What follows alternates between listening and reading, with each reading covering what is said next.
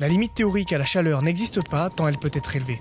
Le zéro absolu est si froid que les atomes s'arrêtent de bouger. Et un trou noir a une gravité tellement forte que même la lumière ne peut s'en échapper. Les lois de l'univers elles-mêmes ne sont pas faites pour être juste moyennes. Être dans la moyenne, c'est accepter de ne vivre qu'à moitié, de se découvrir qu'à moitié, de n'être satisfait qu'à moitié et de regretter une bonne moitié de sa vie. La moyenne, c'est un endroit à mi-distance, neutre et tiède, où on se complaît dans l'illusion d'une simplicité. Et pourtant, si vous réfléchissez, aucun des grands noms qui ont marqué l'histoire, comme Napoléon Bonaparte, l'empereur légendaire, Mike Tyson, le plus grand boxeur de tous les temps, Eddie Hall, le premier homme à avoir soulevé la demi-tonne, et Elon Musk, le conquérant moderne, ne vivent et vibrent dans ce lieu du 50% qu'est cette modeste demeure de la banalité.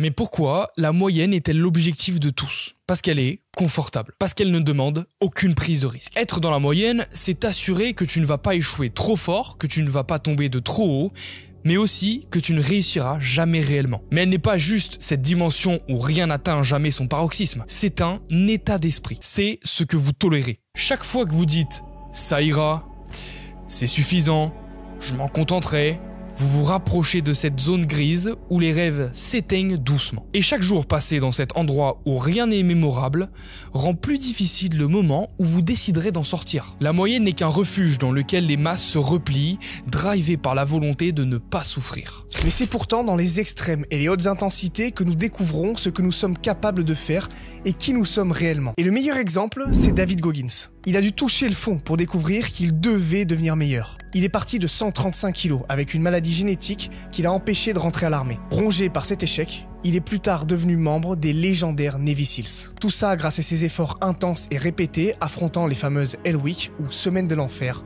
plongé dans des extrêmes difficultés qui ont révélé qui était vraiment David Goggins. Sa vision se plaçait bien au-dessus de cette zone grise, représentant cette foutue moyenne. Et aujourd'hui, il est connu pour avoir bravé les courses d'endurance les plus dures de la planète après sa carrière de militaire. La Badwater 135 se déroule sur 217 km à travers la vallée de la mort en Californie, avec des températures pouvant atteindre 55 degrés. Moab 240, un ultramarathon d'environ 386 km à travers les montagnes de l'Utah, avec des changements d'altitude cumulant près de 9000 mètres. Western State 100, une course d'ultramarathon de 160 km en Californie, connue pour ses terrains montagneux et ses températures changeantes. Si vous faites comme David et que vous ouvrez la porte du refuge de la médiocrité, vous faites un bond vers l'inconnu. Et c'est ça qui vous effraie le plus. Vous ne voulez pas réellement rester dans ce lieu fade où rien ne vous émerveille. Vous vous en contentez par peur d'affronter vos ambitions. C'est terrifiant, oui.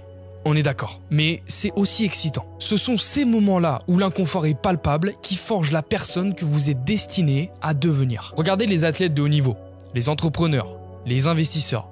Ils n'ont pas réussi parce qu'ils étaient spéciaux au départ. Ils ont réussi parce qu'ils ont osé quitter cet endroit sûr qu'est la moyenne. Ils ont décidé de parier sur l'extraordinaire, de prendre des risques qui dépassent l'entendement. Et c'est précisément là que la magie opère. Imaginez maintenant que vous êtes sur votre lit de mort à cause d'un accident très grave. Il ne vous reste plus que vos souvenirs pour savourer vos derniers instants de vie. Vos pensées ne se tourneront probablement pas vers vos moments passés dans la zone de confort. Vous ne vous souviendrez pas des journées vécues sans intensité ou de ces choses banales que vous avez faites. Votre esprit va chercher ce qui sort du lot pour intensifier vos derniers instants. Et là, il ne trouve rien. Alors vous vous mettrez à regretter les opportunités que vous n'avez pas saisies, les risques que vous n'avez pas pris et les sommets que vous n'avez même pas essayé de gravir. Dans ce sombre scénario, la moyenne vous a volé votre futur parce qu'elle vous a fait croire qu'il était mieux pour vous de ne rien tenter. Sortir de la norme et partir à la conquête de ses ambitions est vraiment très dur. Mais en persistant, on finit forcément par obtenir des résultats. Savez-vous que Thomas Edison, l'inventeur de l'ampoule électrique, a échoué plus de 1000 fois avant de trouver la formule parfaite? 1000 échecs. Mais jamais une seule fois, il a accepté de rester dans la moyenne parmi les scientifiques n'ayant pas changé le monde. À ses yeux, chaque tentative était une étape de plus vers l'exception. Et aujourd'hui, son nom est gravé dans l'histoire. Pourquoi ? Parce que l'ampoule qui éclaire la pièce dans laquelle vous vous trouvez est signée Thomas Edison, un homme qui a décidé de sortir des normes. Mais dans ce voyage vers l'extraordinaire, il y a une vérité difficile à accepter. La route est solitaire. Vous ne serez compris qu'à votre succès. Comme Edison, à qui tout le monde disait qu'il était fou de ne pas se résilier après tant d'échecs. Les gens autour de vous, bien souvent, préféreront vous moquer à travers le voile de la dimension de la moyenne rassurante, car vos tentatives de sortir de la médiocrité leur rappellera leur propre choix. ou plutôt leur propre renoncement. Mais rappelez-vous ceci, chaque grand changement révolutionnaire a commencé par une personne qui a osé sortir du moule et dire « Je refuse d'être comme tout le monde ». Maintenant, posez-vous cette question.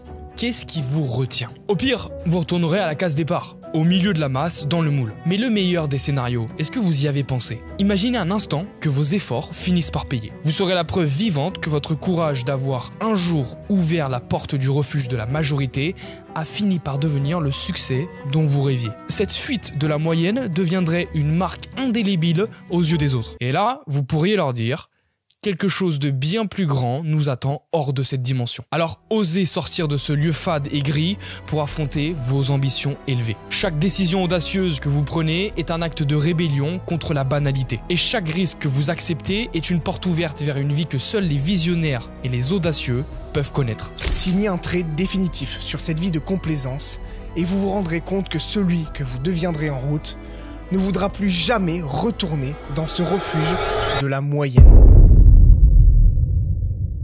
Merci pour votre attention, n'hésitez pas à rejoindre notre groupe Discord qui se trouve en description pour qu'on puisse créer une armée de gens déterminés. Suivez-nous sur notre compte Instagram qui s'affiche juste ici.